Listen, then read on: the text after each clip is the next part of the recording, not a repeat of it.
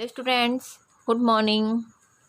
आज का हमारा टॉपिक है हिंदी रीडर का पार्ट 8 हाजिर जवाब मुल्ला नसरुद्दीन। आइए हम इस लेसन को रीड करते हैं।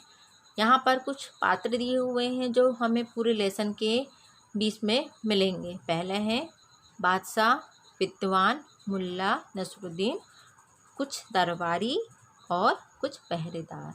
ठीक है, ये पात्र जो हैं वो हमें बार बार हमें मिलेंगे इस लेसन में।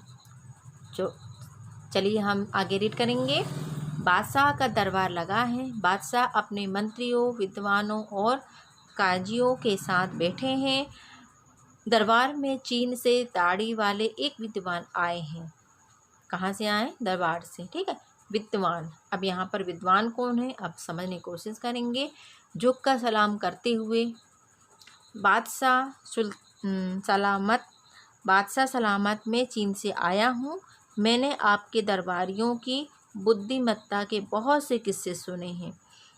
आप अपने विद्वानों से मेरे 3 सवालों के जवाब दिलवाइए, तब मैं मानूँ। तो ये एक विद्वान थे, मतलब एक महाशय थे जो कहाँ से आए थे? चीन से आए हुए थे।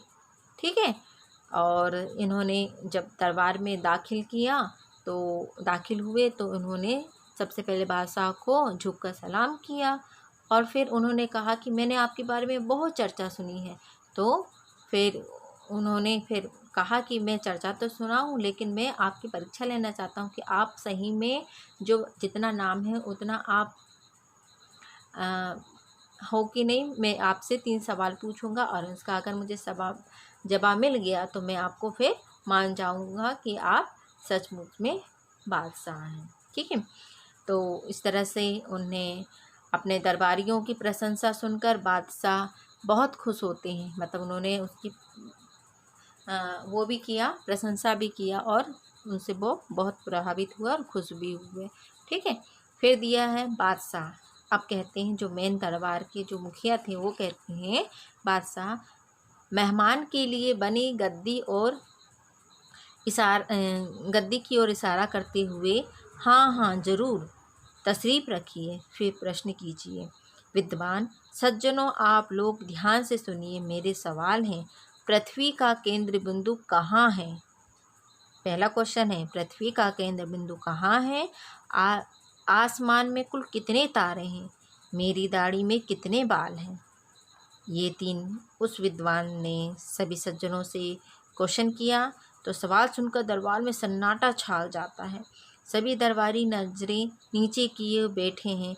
कोई भी सवालों के सही जवाब नहीं दे पाता।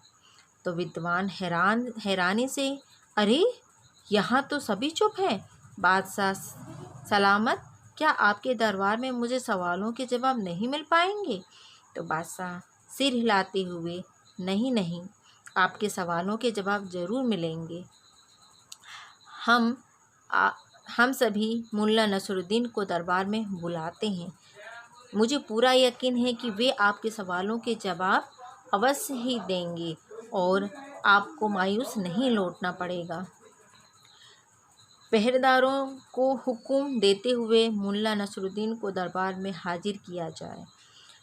पहरेदार झुककर जो हुक्म जा पनाह, उन्होंने कहा जो जा पनाह। ठीक है, मुल्ला नसरुद्दीन दरबार में अपने गधे पर सवार होकर आते हैं। फिर मुल्ला नसरुद्दीन गधे से उतरकर बादशाह को सलाम करते हुए, बादशाह सलामत, आपका सेवक हाजिर है, हुक्म कीजिए।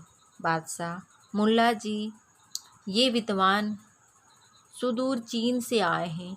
इनके सवालों के जवाब कोई भी नहीं दे सका, इसलिए आपको बुलाया है। देश की इज्जत अब आपके हाथों में है। तो इस तरह से बादशाह ने मुल्ला नसरुद्दीन से क्वेश्चन किया। तो मुल्ला नसरुद्दीन विद्वान की ओर देखकर, विद्वान महोदय, आपका पहला सवाल कीजिए। विद्वान अकड़कर, पृथ्वी का केंद्र बिंदु कहाँ है? मुल्ला नसरुद्दीन अपने हाथ की लाठी को कंधे के दोनों ओर घुमाते हैं। मुल्ला नसरुद्दीन मुस्कुराते हुए इस गधे के पीछे वाले बाएं पांव के नीचे विद्यमान भौहें चढ़ाते हुए, पर इसका क्या सबूत है? मुल्ला नसरुद्दीन विद्यमान की आंखों में आंखें डालकर, विश्वास ना हो तो मंगवाइए गज, और आप खुद पृथ्वी के दोनों सिरों को नाप कर देख लीजिए, जरा भी अंतर आए तो बताइए। तो इस तरह से उन्होंने उस विद्वान का उत्तर दिया। तो विद्वान कहते हैं शक पकाते हुए, अच्छा अच्छा ठीक है, अब मेरा दूसरा सवाल सुने, आसमान में कुल कितने तारे हैं? तो मुल्ला नसरुद्दीन तपाक से, मेरे गधे के शरीर पर जितने रोए हैं। विद्वान चिढ़ते हुए, इस गधे के रोए आपने कब गिने? तो मुल्ला नसरुद्दीन मुस्कुराते हुए, जब आपने आकाश के तारे गिने। यहाँ पर विद्वान और अधिक परेशान हो उठता है। तो विद्वान ने कहा झेंपते हुए, ठीक है, अब मेरा तीसरा सवाल सुने, मेरी दाढ़ी में कितने बाल हैं? तो मुल्ला नसरुद्दीन पलक झपकते हुए, यह तो एकदम आसान सवाल है, मेरे गधे की पूंछ में जितने बाल हैं उतने।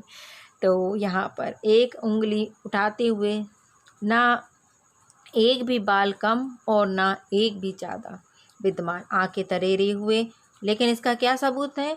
तो मुल्ला नसरुद्दीन विद्वान के एकदम पास आकर, इसको साबित करना हो तो मैं आपकी दाढ़ी और गधे की पूंछ से एक एक बाल उखाड़ना शुरू करूँगा।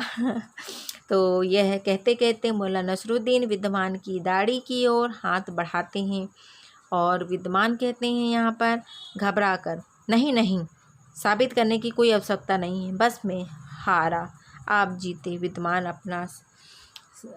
अपना समूह लेकर ही रह जाता है। ठीक है। फिर बादशाह प्रसन्नतापूर्वक, वाह मुल्ला जी, आप सचमुच में हाजिर साहब हैं। सभी दरबार मुल्ला नसरुद्दीन की वाहवाही करते हैं। तो हमने इस लेसन में देखा कि जो मुल्ला नसरुद्दीन जो थे वो बादशाह के फिर आगे चल के मंत्री बनते हैं। ठीक है। तो उन्होंने अपने राज्य की इज्जत को बचाया। ठीक है। और इस परीक्षा में पास भी हुए। तो हमें इस लेसन से ये शिक्षा मिलती है कि हमें जब भी कोई सवाल करना हो तो सोच समझ के सवाल करने चाहिए। ठीक है।